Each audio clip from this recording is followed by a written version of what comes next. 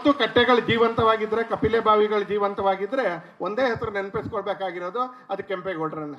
ಬೆಂಗಳೂರಿನಲ್ಲಿ ಅನೇಕ ಮಾರುಕಟ್ಟೆಗಳನ್ನ ನಾವು ಕೇಳ್ತೀವಿ, ಒಂದ್ಸಲಿ ಸಣ್ಣ ಸಣ್ಣ ಸಣ್ಣ ಸಣ್ಣ ಅನೇಕ ಮಾರುಕಟ್ಟೆಗಳನ್ನ ಕೇಳ್ತೀವಿ. ನಮ್ಮ ಬೆಂಗಳೂರಿನ ಅದು ಜೀವಂತ ಕೇಂದ್ರಗಳವು ಅನ್ನ. ಆ ಜಾಗವನ್ನು ನೋಡಿದಾಗ ನಾವು ನೆನಪು ಮಾಡ್ಕೊಳ್ಬೇಕಾಗಿರ್ತಕ್ಕಂಥ ಹೆಸರು ಯಾವುದು ಅಂತ ಕೇಳಿದ್ರೆ ನಾಡಪ್ರಭು ಕೆಂಪೇಗೌಡರದ್ದು ಅನ್ನ.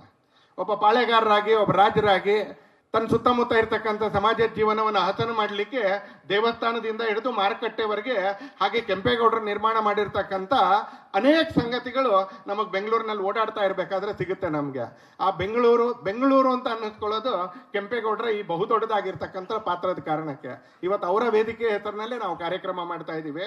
ಅವ್ರದ್ದೊಂದು ಬೃಹತ್ ಆಗಿರ್ತಕ್ಕಂಥ ಪ್ರತಿಮೆ ಕೂಡ ಬೆಂಗಳೂರಿನ ಕೆಂಪೇಗೌಡ ವಿಮಾನ ನಿಲ್ದಾಣದಲ್ಲಿ ಇವತ್ತು ನಮಗೆ ಕಾಣಿಸುತ್ತೆ. ಒಂದು ಅದ್ಭುತವಾಗಿರ್ತಕ್ಕಂಥ, ಬಹಳ ಸುಂದರವಾಗಿರ್ತಕ್ಕಂಥ, ಅವ್ರ ವ್ಯಕ್ತಿತ್ವಕ್ಕೆ ತಕ್ಕನಾಗಿರ್ತಕ್ಕಂಥ ಒಂದು ಪ್ರತಿಮೆ ಕೂಡ ನಮಗೆ ಕಾಣಿಸುತ್ತೆ.